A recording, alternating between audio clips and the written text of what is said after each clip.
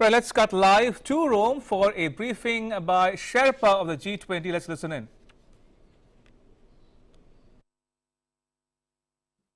Process. It's a very unique role that he plays in this and has been closely involved with the entire pre-summit as well as the summit declarations.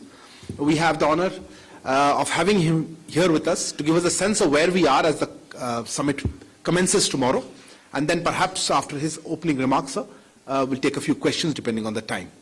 Without further ado, sir, the floor is yours. Thank you very much. Namaste. I am delighted to share with you some of the updates of the progress we have made while discussing the various elements of the leaders' declaration that will come out of the meeting of the leaders of the G20 nations on 30th and 31st of October. We were delighted to welcome Prime Minister Shri Narendra Modi in Rome this morning. He will be here for a series of bilateral exchanges to call on and meet His Holiness the Pope at the Vatican and then participate at the G20 Summit tomorrow and day after. This is my first in-person interaction with all the G20 Sherpas of various countries, and I believe the various bilateral meetings, engagements, and the dialogue that we have had over the last 3 days to finalize the outcomes of the G20 Summit have truly been very, very invigorating, very much in the interest of India, India's trade, India's long-term growth towards prosperity, and very much aligned with the theme of the G20 in Rome: people, planet, and prosperity. The G20, as we are all aware, has emerged as the premium global forum for international cooperation. I call it the premier global forum because it represents nearly 80% of global GDP, 75% of global trade, and nearly 2/3 of the world population. The agenda of the just concluded meeting so far has included significant interventions by India, and some of the main issues on which India has focused and made very meaningful interventions through the last 3 days are as follows. One, on health, I am very happy to share with you that broadly the G20 nations have endorsed India's position that extensive COVID-19 immunization is a global public good. I'm also happy to share with you that we got tremendous support from the G20 nations for our suggestion on mutual recognition of travel documents, including testing and vaccine certificates. Two, on sustainable development and food security, India insisted that the policies must protect the interest of small and marginal farmers, conserve local food cultures, which in turn will be very important for our food security. Third, on climate change and environment, India has spoken very strongly on the need for critical enablers for galvanizing global climate action, which includes commensurate long-term concessional climate finance, access to affordable and sustainable technology, and commitment to adopt sustainable lifestyles and responsible and consumption patterns which are suited to eliminating waste, something which was highlighted in the Sustainable Development Goal 12. And by and large, The developed countries are in agreement with India. The discussions on this are still ongoing. On economic recovery, item 4, as co-chairs of the G20 Framework Working Group, India is ensuring that there is no premature withdrawal of support and the most vulnerable sections are provided necessary support. The G20 has agreed to extend the debt service suspension initiative till the end of 2021, thereby giving some breathing space to those in need and vulnerable around the world. Fifth, on tax reforms, India has pushed the G20 nations to address the mismatch between source of generation of profits and the jurisdiction where profits are taxed. This will ensure that large multinational corporations pay a minimum effective corporate tax in the country of operation. Sixth, on anti-corruption, where India is the G20 co-chair of the Anti-Corruption Working Group this year, we have contributed towards the 5 think pieces related to asset recovery, information sharing, law enforcement cooperation, technology and denial of safe haven. 7, on women's empowerment, education and employment, India supports the G20's emphasis on women's empowerment. We strongly advocated for the inclusion of language against gender-based violence and supported the new policy framework of G20 on remote working arrangements. 8, on tourism and culture, India highlighted the importance of recovery of the tourism sector, especially given the impact of COVID-19 on this sector. We welcome the G20 focus on creative economy and preserving cultural heritage. 9, on the digital economy, the G20's endorsement of using data for development is under consideration.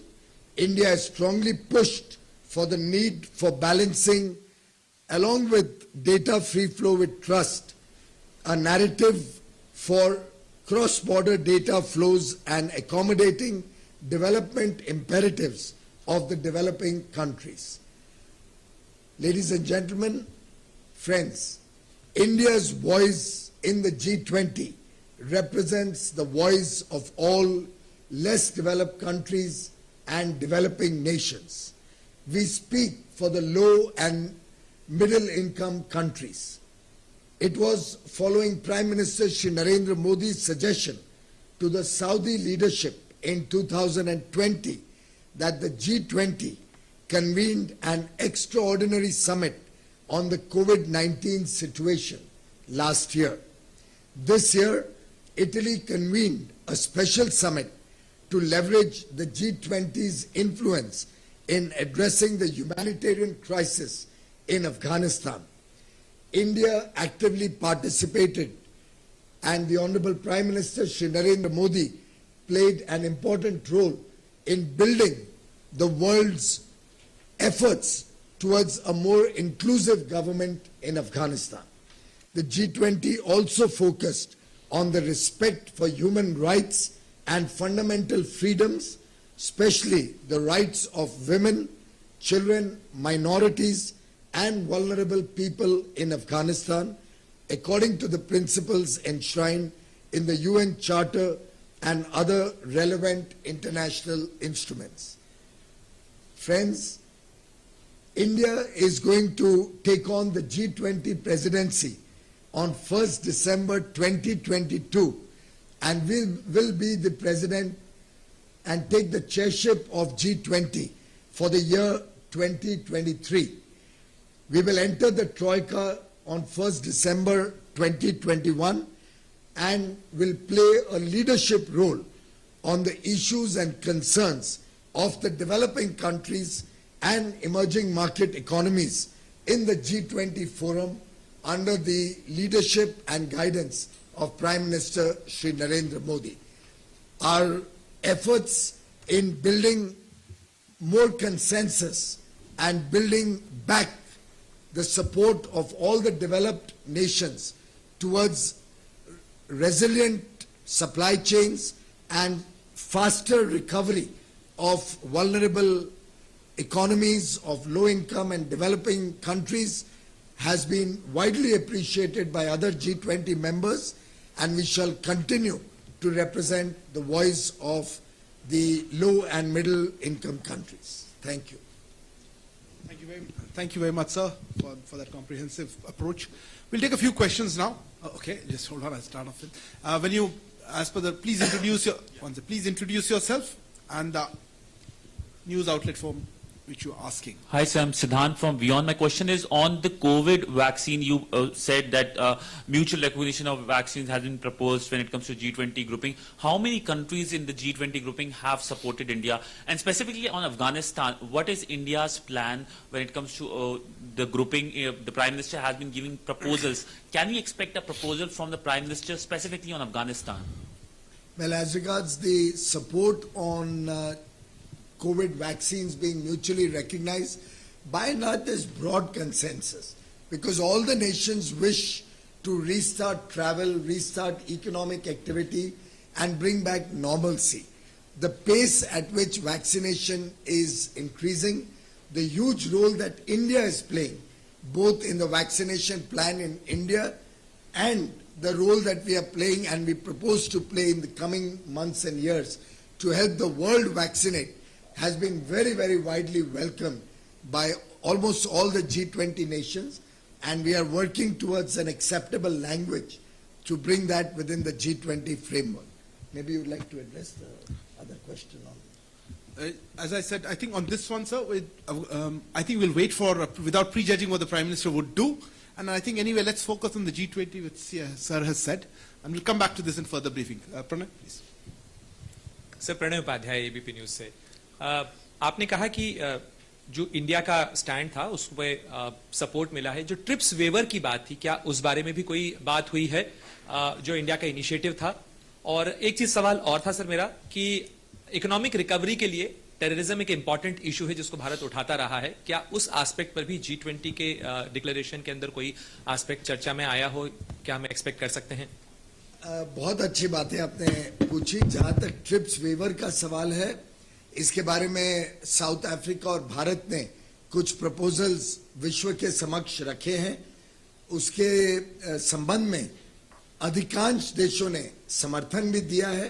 कुछ देशों ने कुछ alternative proposals, कोई नए ढंग से उसी objective को मीट करने की बात की है कि जहां तक वैक्सीन की अवेलेबिलिटी बढ़े, वैक्सीन सबके लिए उपलब्ध हो, उसके लिए कुछ और तरीकों से ये उपलब्ध कराए जाएं, उसकी कुछ देशों ने बात की है जिसकी चर्चा WTO में हो रही है. और साउथ अफ्रीका के जो वाणिज्य मंत्री हैं और मेरे बीच कल रात को भी लगभग 1 घंटा इस विषय में वीडियो कॉन्फ्रेंसिंग पे चर्चा हुई है. हम दोनों देश पूरे विश्व के डेवलपिंग वर्ल्ड को और कई विकसित देश को भी रिप्रेजेंट करते हैं जिन्होंने इसमें हमें समर्थन दिया है, और हमारी लगातार चर्चा WTO फ्रेमवर्क पे इस पे चल रही है. और G20 में भी हमने इस विषय को रखा है और इस विषय पे कुछ सवाल कुछ देशों के हैं जिसको हम उचित स्तर पर एड्रेस कर रहे हैं. टेररिज्म, आतंकवाद के खिलाफ तो मुझे लगता है पूरा विश्व एक आवाज में एकजुट होकर बोलता है. आपको शायद ध्यान होगा, माननीय प्रधानमंत्री नरेंद्र मोदी जी ने आतंकवाद और अंतर्राष्ट्रीय स्तर पर जो आतंकवाद की लड़ाई है, इसमें सभी G20 देशों को सम्मिलित करने की बात कुछ वर्ष पहले रखी थी. उस बात को सभी देशों ने स्वीकार किया था और तब से लगातार आतंकवाद के ऊपर जो प्रहार है उसमें सभी देश भारत के साथ कंधे से कंधा लगा के खड़े हैं. Before taking the next question, since there are some people who speak Hindi, just for a quick translation of that, summary rather. The question on TRIPS, Honorable Minister mentioned that almost everyone is supportive of the idea. Some have presented alternative proposals to achieve the same objective of making sure the vaccines reach everybody and they're affordable and accessible, and discussions are underway. As regards the issue of terrorism, I think the world speaks with one voice across the world that this is against terrorism, and Prime Minister himself had spoken about this in G20, and all have accepted this. And this is, of course, discussions on TRIPS are a WTO issue, and that's where the discussion would happen more than here. So we'll take the next question before I come. You need to. My question is on, India is co-chair of the working group on corruption. In the previous editions of the G20, we have raised the issue of economic defaulters. Economic refugees, if you want to bring them back. Was there any discussion on that? Will there be some progress on this? And number two, sir, very related, which is just that, could you give a sense of one or two things which will be India's singular contribution to this edition of the G20 Summit? Thank you. Manishji, as far as the issue about defaulters and economic defaulters is concerned, I think India has been a strong proponent of global action in this regard. There are laws of land of different countries which have to be respected, but we are trying to build up a coalition, and that is the role India played as co-chair of the working group also, to try and bring a broader consensus for faster action on economic defaulters looking for safe haven. In terms of our specific contribution, I think the various issues that I highlighted, the 9 points on the agenda that I just spoke about, were all only those issues where India played a very significant role in terms of flagging off the issue and in terms of trying to build consensus around the table and get them incorporated in the text, whether it's bringing health to the forefront in terms of acceptance of vaccines, mutual recognition of documents, where it was earlier proposed only as a travel issue. India, along with some other like-minded countries, was able to push it into the health paragraphs so that it takes a more important center stage when it comes to handling the current pandemic and possibly future pandemics. And similarly, for example, on food security, sustainable development, on several parts of climate change and environment, where the SDG 12 was brought into the discussion and brought onto the table, so that responsible lifestyles and eliminating wasteful consumption can also find traction amongst the nations, is clearly something India batted for very strongly. We have been in the finance track playing an important role in ensuring a longer period before the rollback or withdrawal of support starts, so that vulnerable sections are given a longer period to recover.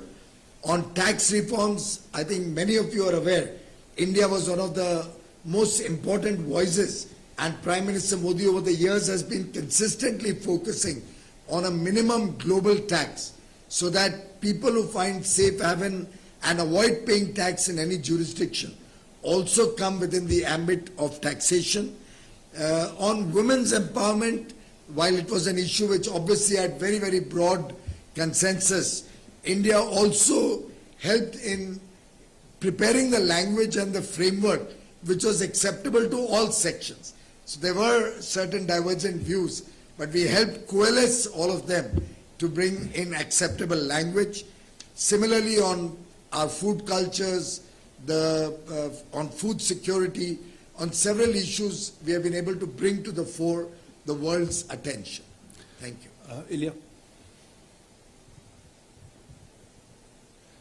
Hello, I'm Ilya Arhipa from Bloomberg News. I spoke today with your colleague from Russia, with the Russian Sherpa. She also said that she sees hope for some decisions at G20 Summit to be made on the vaccine certificates recognition. But would you be able to tell a little bit more in details exactly what your hope is, whether it will be included in the communique, because according to the draft we've seen, there was nothing about the mutual recognition of the vaccine certification as of yesterday. So maybe by Sunday we'll see something concrete in the written form. So will be this, first, will be this about mutual recognition of the vaccine certification, which seems a bit easier than just to recognize each other's vaccines in order to, or it will be even a step further to recognize each other's vaccines, not just certificates? Well, I think there are both aspects, the recognition of the vaccine and the recognition of the certificate. But we also very much are focusing to see how we can help build the capacity for faster approvals, or let's say for larger number of vaccines to be approved, because we are seeing a number of vaccines developed in different parts of the world. So we are looking at strengthening the processes so that more vaccines, if found appropriate within the scientific framework, get approval. But in terms of recognition of vaccines and their certifications, we all also recognize what nations would have as public policy and their own requirements of transparency, efficacy, or public health and safety. We'll see in the declaration anything on that. We are quite confident that there is broad consensus, and the language is being worked out on how we can bring it in, to bring in the sense and bring confidence to the world that we are all committed to faster recovery, resilient recovery, yet at the same time ensuring that there's sufficient policy space for nations to protect their own national interests. Thank you. May I ask just one more question, if it's possible? Okay, last one then. You already third On coal, you know that coal is a big also discussing point at G20 summit here. How much money India needs to start its transition from coal? If we talk about funding. Probably a discussion. India has been one of the most responsible nations worldwide in terms of meeting our intended nationally determined contributions, INDCs, which were made at and post-Paris. India was the leader who brought several developing and less developed countries on the table in Paris to make Paris successful. We are one of the few G20 countries now officially recognized by independent third-party evaluation who have met or possibly will exceed the INDCs that we had projected under the Paris Agreement. We have done all of this despite the fact that several other nations who had made commitments on finance, commitments on technology, have yet to fulfill their commitments. There's been significant discussion on this subject at the around the table at the Sherpa track, and the discussions are ongoing on how to reflect the collective effort and the need for all nations to meet their targets, for all nations to be ambitious going forward, and for all nations to fulfill the commitments that were made, particularly in terms of technology, finance, and a greater supportive role to make the world a safer place to live in. We will take the final one. Fas Shenoy, a local Italian media minister. Both India and Italy, the host, have very large small, medium and micro enterprises, and both the economies are very much based on these, especially family-owned companies, which have been hit the most by the pandemic. Is there anything specific that the G20 is doing about these companies and this kind of an economic setup? Well, the G20 recognizes that the MSME sector, which is a very large employment creator in almost all countries, is a very, very crucial sector. It deserves particular attention, and broadly, almost all countries, as per the data available before us, have made specific provisions. India has been at the forefront of supporting our MSME sectors through several initiatives under the Atmanirbhar Bharat package, and we continue to support our MSME sector towards a faster and more resilient recovery. So let me end this then. Thank you very much, sir, for your presence here. Appreciate the very candid conversation. To all of you joining in live as well as people here, we will try to bring you more information about Honorable Prime Minister's other engagements today during the day, later this afternoon. Stay tuned to this channel. Good evening. Namaskar. Thank you. Right, you are watching a special broadcast here on DD India of India's interventions at the G20 Summit beginning in Rome tomorrow. And you were listening to the live media conference by India's Sherpa to the G20, Minister Piyush Goyal. He is Commerce and Industry Minister. If I can quickly recap for the benefit of viewers tuning in right now, he spoke about 8 or 9 broad issues that will be on the G20 Summit's agenda. He says the G20 is, quote-unquote, the premier global forum for international cooperation. He says the G20 Sherpas have endorsed India's emphasis on immunization, vaccination for COVID-19 as a global good, and that there's a broad consensus on and support for mutual recognition of travel documents, including COVID testing and vaccination as well. He spoke about food security, climate change. He says India has spoken strongly about critical enablers and for commensurate and long-term finance to help developing countries get access and affordable access to clean technologies and affordable finance at the same time. He spoke about economic recovery. India is a co-chair of the G20 working group on this particular subject.